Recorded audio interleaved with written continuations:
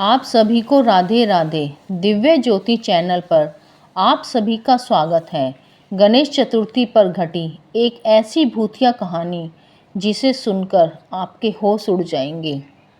गणेश चतुर्थी के दिन ऐसे दिन माने जाते हैं कि अगर किसी भी प्रकार की विघ्न बाधा, भूत प्रेत या कोई नेगेटिविटी हो, कोई भी शक्ति हो, सारी समाप्त हो जाती है और सिर्फ बोलबाला होता है पॉजिटिव एनर्जी का, गणपति बप्पा की शक्ति का।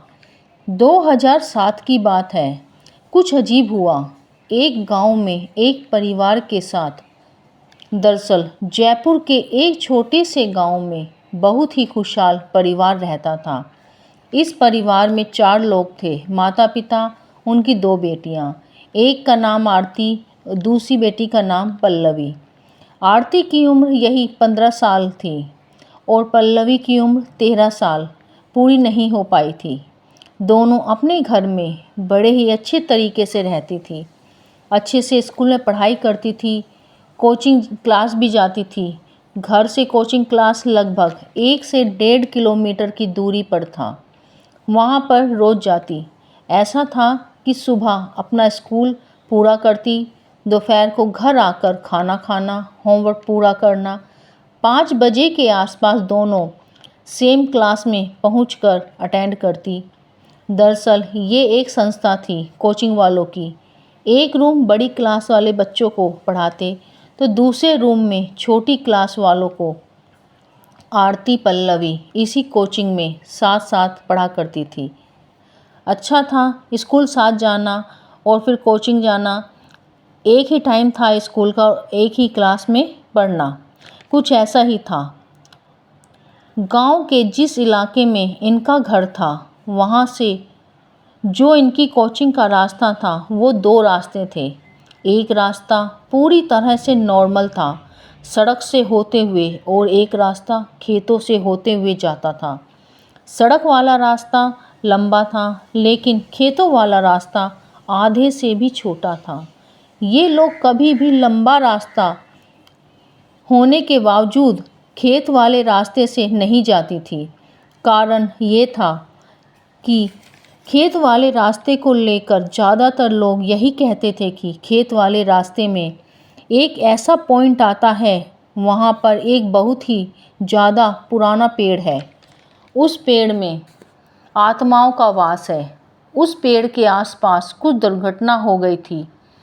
उसके बाद से उस पेड़ के पास से हंसने, गाने, रोने और चिल्लाने की, चीखने चिल्लाने की आवाज़ें सुनाई देती थी। बहुत से लोग ये भी कहते थे कि रात बेरात, दिन दोपहर कोई वहाँ अकेला नहीं जाता।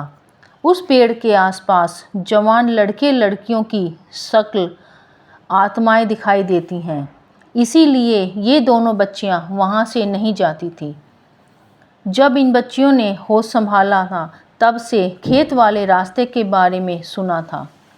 गणेश चतुर्थी 2007 इनकी छुट्टी नहीं पड़ी थी, क्योंकि कोचिंग क्लास में तो जाना ही था। गणेश चतुर्थी का दिन था। घर में गणपति जी की स्थापना हुई। काफ़ी चहल पहल। पूरे दिन कैसे बीत गया पता नहीं चला।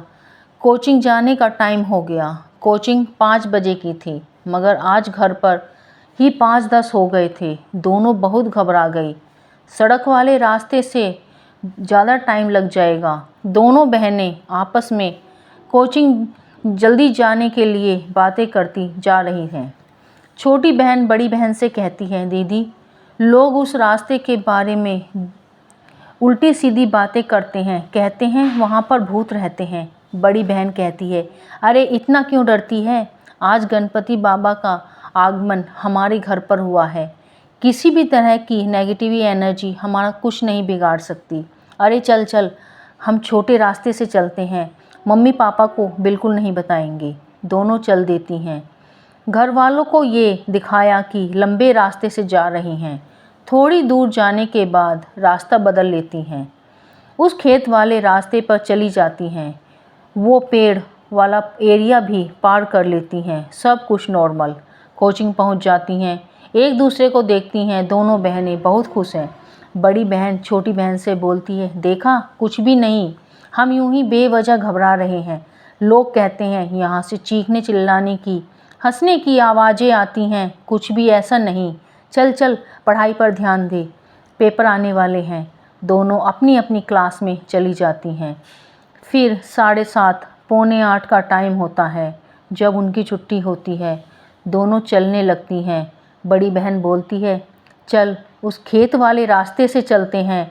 दोनों खेत वाले रास्ते से घर जाने के लिए चल पड़ी। चलते चलते 8:40 का समय हो गया था। लाइट कम थी, धीरे धीरे चल रही थी।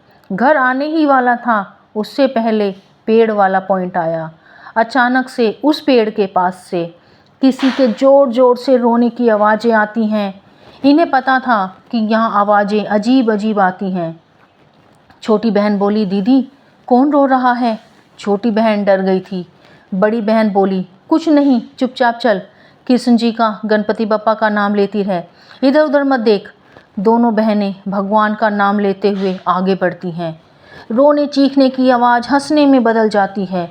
ऐसा लगता है कि वो बहुत ही नज़दीक से पास आ रही है। दोनों बहनें और ज़्यादा डर जाती हैं। दोनों दौड़ना शुरू कर देती हैं।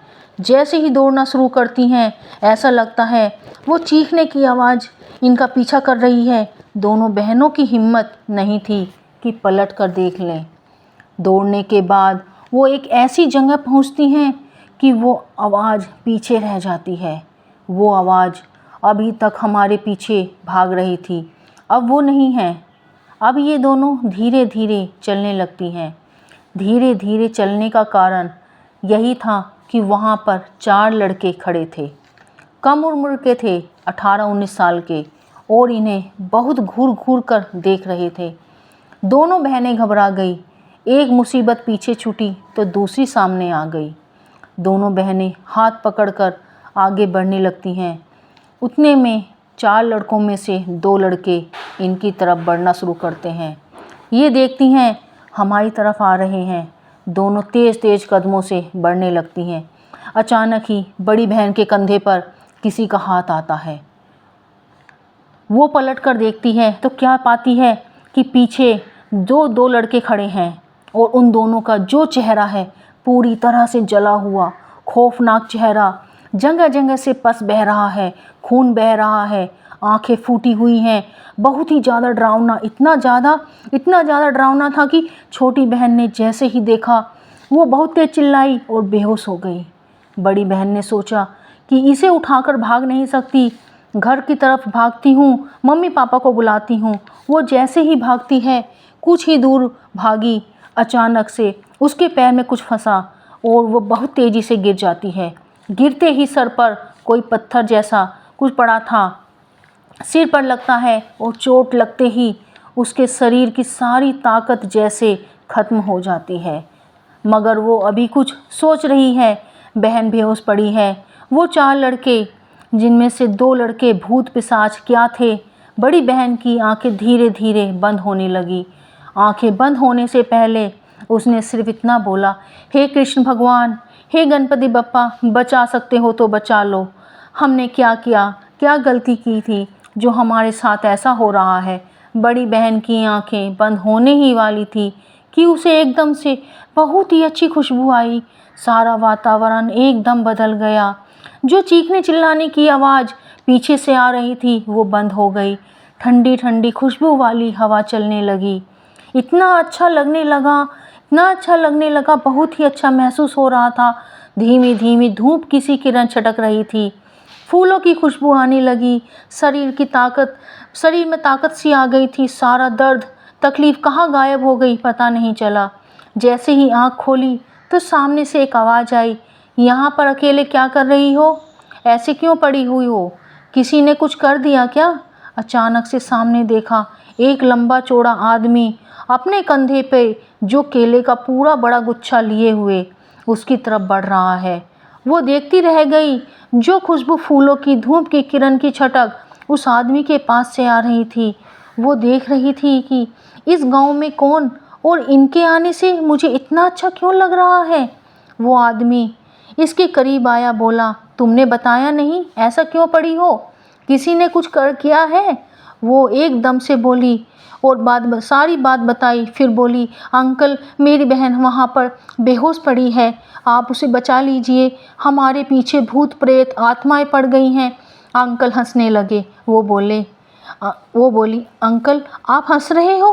वो बोला, इतना क्यों घबरा रही हो? अंकल प्लीज़ प्लीज़, इतना घबराती हो? अंकल ने केला तोड़कर केला उसको दिया, ये खाओ, कोई परेशानी तुम्हारा कुछ नहीं बिगाड़ सकती, केले में बहुत ताकत होती है। वो बोला, मेरी बहन? अंकल बोले, कहाँ पर है तुम्हारी बहन? वो जल्दी से उठती है, बहन अभी भी बेहोश पड़ी है। छोटी बहन को गोदी में उठा लेते हैं, बोले चलो तुम्हारे घर छोड़ देता हूँ। लड़की आगे चलने लगी। घर के इतने करीब आ गए थे कि घर की जली हुई लाइट दिख रही थी।